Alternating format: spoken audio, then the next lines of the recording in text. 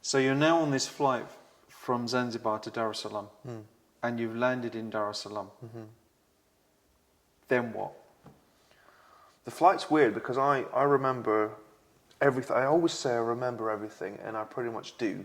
But that flight is hazy, really hazy. I was driven from the chamber, so we're north of the island in Zanzibar, all the way down to Stone Town where the airport is. I said it was roughly 2 hours, must be around about that, and I don't remember much of it.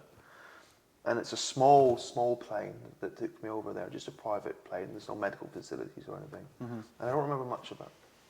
I remember landing and being taken to the hospital. Right. And being taken in and being refused care, being refused care unless I gave them money. I wouldn't have any money, I didn't have anything, I just lost everything in a fire. And the only way that they would admit us was we made a deal that every day, and the only thing that did survive was my wallet, and my watch survived as well. Your tag watch? Yeah, it survived, and my wallet had the bank card, but bank machines don't work there. Right. As in when you put in your PIN, chip and PIN, they don't have that. So they have the old school machine, you put your card in, and it gives a piece of paper. They weren't willing to accept that. Right. But we got the bank, and they'd give us $200 a day. So the deal was they'd admit me if every single day Darren would go with my bank card and take money out. And that was the only reason they'd admit me. And then I was admitted, and I was up in a room and put in a bed, and the first thing with a burn, any burn, but a burn my size, is you have to admit fluids. The skin is... Intravenous fluids? Yeah, because I had no skin left, and the skin is what holds the fluids in your body. Right. So without the skin, all my bodily fluids were essentially evaporating, so we have to replace that. Yeah. So the first treatment of any burns, and here, if it happened here, that's what they do, they'd replace the fluid. Okay. And they didn't, and they didn't get any painkillers or... So you had no intravenous fluid? No. You had, remember you told me a couple of aspirin? On the flight after 10 days, at the time, I don't remember.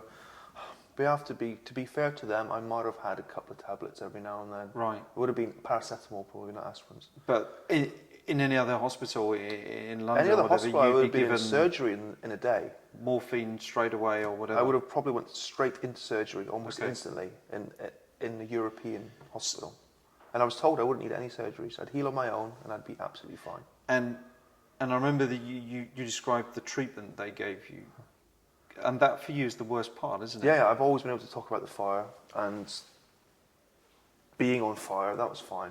But when I was back in hospital in London, the bit I always struggled to talk about was what happened in Zanzibar. And part of it is not their fault because it's maybe all they knew. Okay. But the treatment that's shocking. No one should ever go through something like that. I mean, the bed they put you in is normal sheets.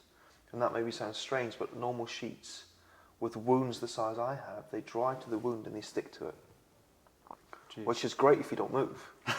But one of the treatments, or not one of the only treatment I was given was every single day I would be taken out of the bed and I'd be put into a bath and my wounds would be scrubbed with an actual nail brush.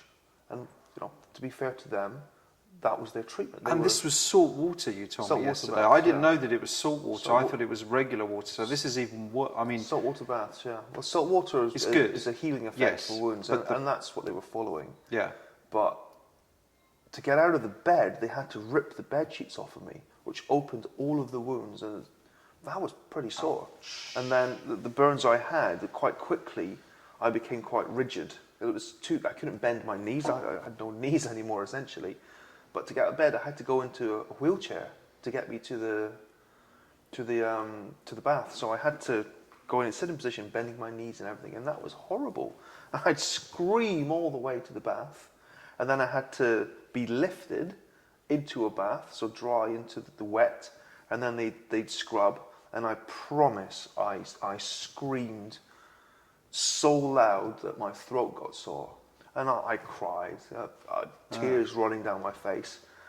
But they were trying to help. Now, maybe I have to remember that it was maybe really wrong, but those people, they were trying to help. Yeah. And then I'd be put back into my wheelchair, into that position again, and taken back and put into my bed. And that was the best part of my day, because it meant it was 24 hours until I had to do it again.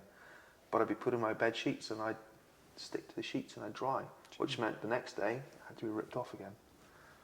And that was uncomfortable. Wow. Unpleasant, uncomfortable. I like uncomfortable. It's a fun way of saying it. And that was the treatment.